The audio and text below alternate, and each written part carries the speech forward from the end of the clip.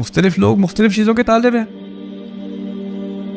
تو ہوتا یہ ہے کہ ہم کسی نہ کسی چیز کے پیچھے پڑ جاتے ہیں, مجھے یہ چاہیے, مجھے یہ چاہیے, مجھے یہ چاہیے, پھر وہ ملتی نہیں ہے. اور جب وہ ملتی نہیں ہے تو ہماری کمزوری سامنے آتی ہے, کیونکہ وہ نہ ملنے کی وجہ سے ہم کمزور ہو جاتے ہیں. تو اللہ تعالیٰ نے اس حقیقت کی طرف جب مجھے پہلے یہ بات سمجھ میں آئی جب میں ایب نارمل سائیکالوجی پڑھ رہا تھا. یہ آیت ہم نے ایک کیس پڑھا ایک لڑکے کا 1987 میں, وہ نیو یارک یونیورسٹی میں گیا, اس نے پی ایچ ڈی کی سائیکالوجی میں. اور اس وقت آپ کی کمپیوٹر فائلز تو تھی نہیں, اکثریت لوگ پرنٹ کر کے اپنا تھیسس دیتے تھے. تو پرنٹ کر کے اس نے جو ہے نا اپنا 400 پیج تھیسس, اس کی کاپی بھی اس نے ایکسٹرا نہیں بنائی, اس نے وہ تھیسس ڈپارٹمنٹ کو سبمٹ کیا. ڈپارٹمنٹ نے وہ پیپر گما دیا, اس کے 4 سال کا کام غائب. اس کا ہو گیا پوری طرح سے نروس بریک ڈاؤن بندے کا. وہ New York campus, New York university کے کیمپس میں ایسے ہی پھرتا رہتا ہے.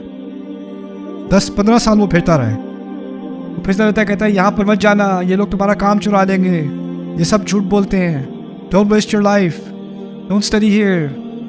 اور ہر کچھ مہینے بعد اس کو جا کے وہ مینٹل ہاسپٹل میں ایڈمٹ کرتے ہیں, کچھ ہفتے وہ رکھتے ہیں, پھر وہ ریلیز کرتے ہیں. 1-2 مہینے بعد دوبارہ کیمپس پہ آ کے دوبارہ وہ چکر لگانے شروع کر دیتا ہے. وہ کس چیز کا طالب تھا؟ ڈگری کا طالب تھا.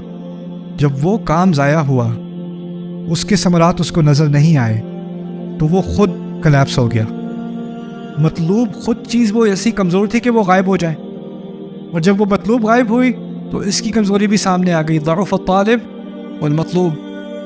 یہاں کہا یہ جا رہا ہے کہ جب تک میں اور تم کسی کمزور چیز کے پیچھے بھاگیں گے تو ہم بھی کمزور ہی رہیں گے.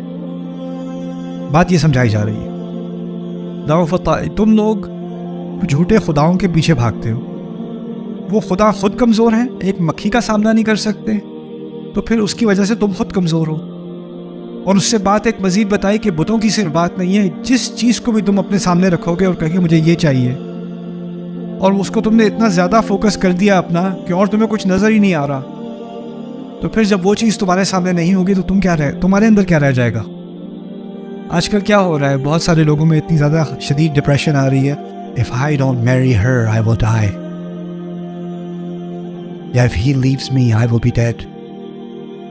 اس قسم کی ذہنیت کیا ہے؟ ضعف الطالب والمطلوب. انسان کسی بھی چیز کا طالب آپ بن جائیں, آپ نے کمزوری ڈپریشن میں ہی رہنا ہے. ماں ہوتی ہے ڈپریشن میں آ جاتی ہے, میرا بچہ, میرا بیٹا اب بڑا ہوتا چلا جا رہا ہے, وہ زیادہ آزاد ہوتا چلا جا رہا ہے, اب اس نے ایک لڑکی بھی چن لی ہے شادی کے لیے, اب تو وہ اس کا ہو جائے گا, میرا نہیں رہے گا. تو ماں کو کمزوری, ڈپریشن, انگزائٹی آنی شروع ہو جاتی ہے, اور پھر وہ اس کو بچے کو دوبارہ اپنی زندگی میں جیسے وہ پہلے تھا, پہلے والے کیوں نہیں ہو جاتے؟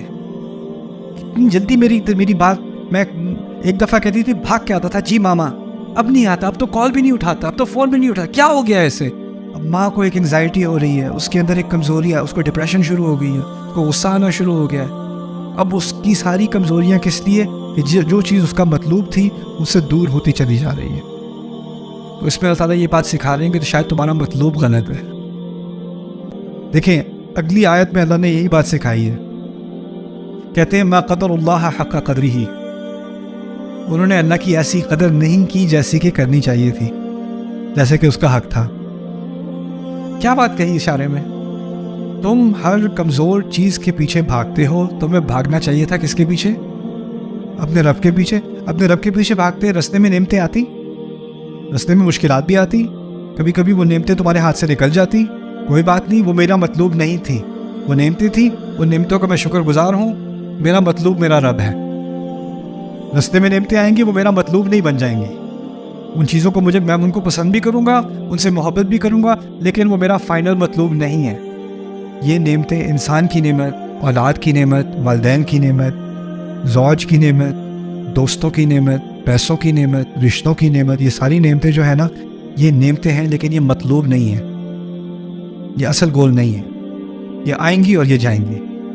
کہ ان چیزوں کو ہم نے ایک حد تک ان سے محبت ہوتی ہے, لیکن ان سے جدائی بھی جو ہے نا وہ ہماری وجود کی انتہا نہیں ہوتی, کہ یہ نہیں ہوگی تو ہم برداشت نہیں کر سکیں گے.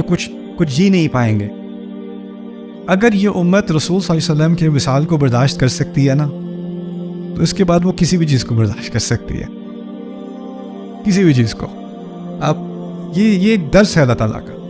تو یہاں پر یہ بات سکھائی جا رہی ہے شرک تو ہے بتوں کا، لیکن اور شرک جذباتی ہو جاتے ہیں۔ ہم جذباتی طور پہ کسی چیز کو اپنا الہ بنا لیتے ہیں۔ اسی لیے اللہ تعالیٰ نے ایک خطرناک باطل الہ کا جو بیان کیا ہے سورۃ الجاثیہ میں، وہ ہے اَرَأَيْتَ مَنِ اتَّخَذَ إِلَٰهَهُ هَوَاهُ، تم نے دیکھا ہے جس نے اپنی خواہشات کو، اپنے خواہش کو اپنا الہ بنا لیا۔ وَأَضَلَّهُ اللَّهُ عَلَىٰ عِلْمٍ، اور اللہ نے اسے گمراہ ہونے دیا علم ہونے کے باوجود۔